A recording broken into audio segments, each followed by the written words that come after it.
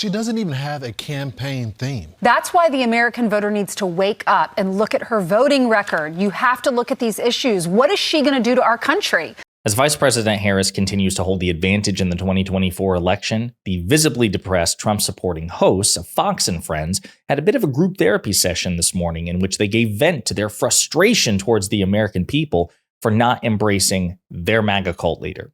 But before we unpack all that, if you end up liking this video and you want to support the channel, please be sure to hit the like, subscribe, and alert bells before you go. All right, friends, we have a couple of clips to look at in this video, and the first one is relatively long, but I think you'll enjoy every second of it.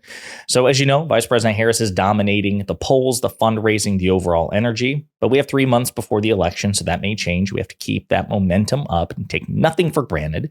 But it is true, as of this moment, she holds the advantage in the election. And the MAGA people at Fox News, namely Fox and Friends, but they're all over the place. They are littering Fox News. They're not taking it very well. And earlier today, the hosts of Fox and Friends, again, had a bit of a group therapy session as they struggled to deal with the changing circumstances of the election. And it seems like they're really frustrated with the American people in particular. We're going to play this clip and unpack it together. Ainsley, she doesn't even have a campaign theme. If you go on the website, there's no issues, there's no theme. At least Obama had change you can believe in. Barack, you had Bill Clinton that had his theme. You had George W. Bush, compassionate conservatism. They had something. Well, there's not even a theme. We're going to see it next week. There's no even a video. Why am I running? Every candidate does this. Why am I running? I want to do this. I want to change this. There's nothing. But there's a movement. She says what she's telling the voter is, I don't need to have a theme. I don't need to have issues. I don't need to tell you how I'm voting. People, I'm getting the crowds. People like me. And they're just so grateful that Joe Biden's not running. That's right. They're going to vote for me no matter what. Doesn't matter if she's flip-flopped on everything. That's why the American voter needs to wake up and look at her voting record. You have to look at these issues. What is she going to do to our country? Is she going to make our country better? Has it been better over the last 3 years since she's been vice president? No. She is so progressive. All the people that are pushing her, all the pundits on TV, you do realize they won't have to live in this type of economy. They'll be just fine. Their families will be okay. Their kids will go to the private schools. There will be no hit to them. It will be you that have to deal with the gas prices, go to the grocery store. The crime. They'll have private security while they wanted to fund the police, just so you know. Don't you remember when Bernie Sanders started screaming socialism? We were all shocked. But in the beginning, when he started... So again, as you can tell, they're not handling this stuff very well, folks. They really aren't. I mean, a couple of things. Crime is down compared to the spike that happened under the Trump administration in 2020. Crime has been steadily dropping. It's been corroborated not just by, the statistics and criminological facts from law enforcement organizations at the national level, but also at local and state levels as well. The trend is very clear that it's dropping under President Biden. The open border, we have seen contacts at the southern border drop for 5 consecutive months. It's 55% lower than it was. And that is after MAGA Republicans obstructed a bipartisan, relatively conservative border bill at Trump's direct, explicit request so he could use it as a wedge issue ahead of the election. They talk about the economy. As you know, if you follow this channel, the macroeconomic metrics under President Biden are stronger than they ever were under Donald Trump. Trump inherited a pretty good economy from President Obama, drove it into the ground in 4 years. That happened on his watch. President Biden cleaned up the mess. 16 million jobs created on his watch. Even if you control for the pandemic, there are more jobs created per month under Biden than there ever were under Trump. Lower unemployment.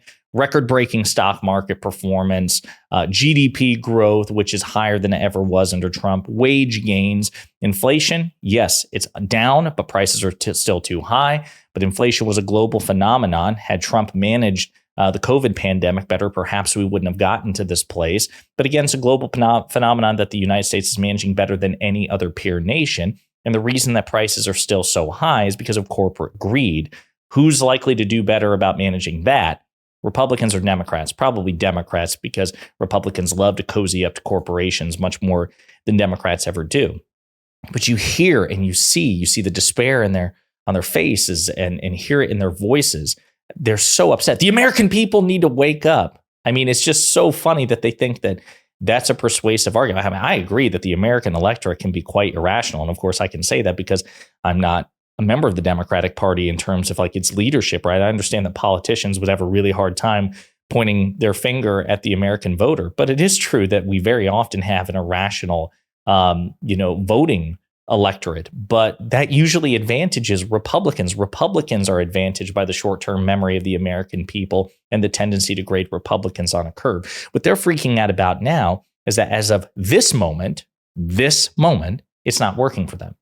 They're used to being so privileged in the media and political landscape, with being institutionally advantaged in so many ways, that right now, when they're just not getting the benefits of the full advantage, they're freaking out about it. They're flailing because they don't know what to do. They know that the Republican Party can't compete on the merits. They can't compete in terms of record, in terms of values, in terms of popular ideas and policies.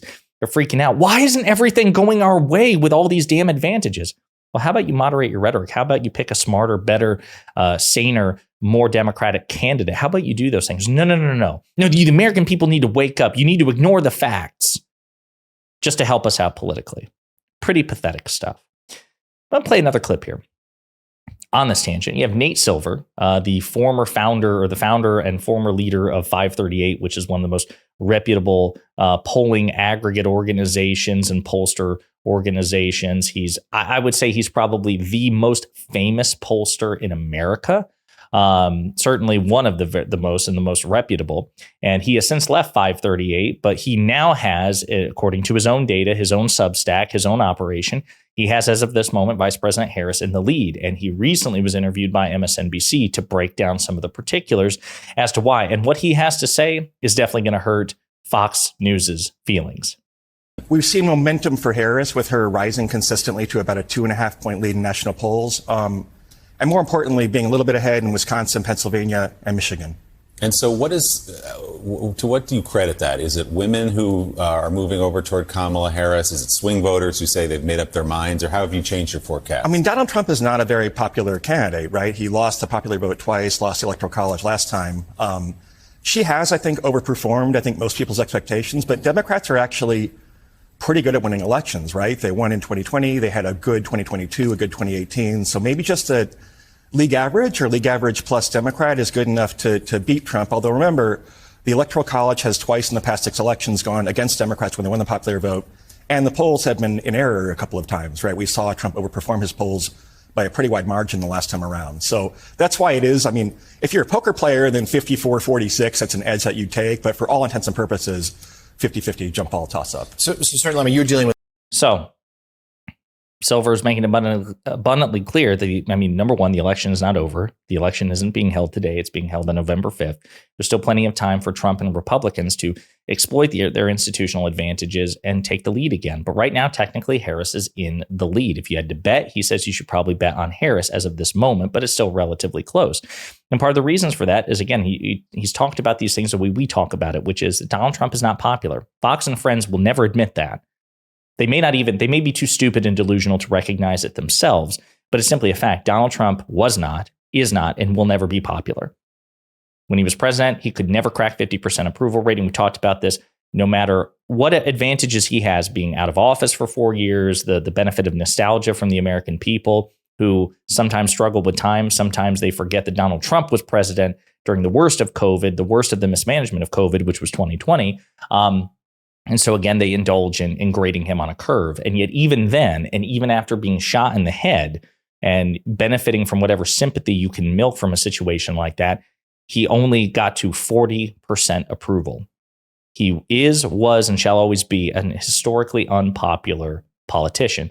Silver says, even against Hillary Clinton, people on the left and the right talk about how unpopular and unlikable Secretary Hillary Clinton was, but she was more popular and likable than Donald Trump, which is why she beat him by 3 million votes in the popular vote. President Biden swamped Donald Trump in the 2020 election by way of popular vote in terms of 7 million votes. And so even if Trump wins the election this year, which again is possible, it seems really unlikely that he's going to win the popular vote. He's just not popular. Republican policies and politicians, generally speaking, are not popular at the national level. And why the hell would they be? They don't even try to win people over. They don't try to court voters. We talked about this, the double standard. You get a Democratic politician, certainly at the federal level, in front of a camera, everyone asks, what are you going to do to win over independents? What are you going to do to win over Republicans? How are you going to work bipartisanly? But no one ever seems to ask Republicans that, hey, Donald Trump, you're supposed to be the president of the United States for everybody, right? And that includes Democrats. What are you going to do? What are you going to give Democrats? What are you going to do for Democrats? No, they're not asked that question because it just doesn't compute in the minds of media, because it's like, oh, no, Republicans, they don't have to govern for everybody. They don't have to appeal to everybody. They get to do whatever the hell they want for their own base. They can run as far right as they possibly can. But Democrats actually have to work in a different way. And so you have this feedback loop in this incentive structure where Republicans are not particularly incentivized to moderate their rhetoric, moderate their candidates, and try to appeal across the aisle, or to independents. They also enjoy so many damn structural and institutional advantages, both in the media and politics. Again, why would they? But now all these chickens are coming home to roost, at least as of this moment. So I love the fact that Fox and Friends is having a bit of a meltdown, that they're not handling this very well. And Donald Trump is not handling this particularly well, too. And again, it's incumbent on us to not only delight in their despair, but also do our part to keep that momentum going, because it will not sustain itself. And the election is not today or tomorrow. So we have to keep this up for 3 more months. Let me know what you think in the comments.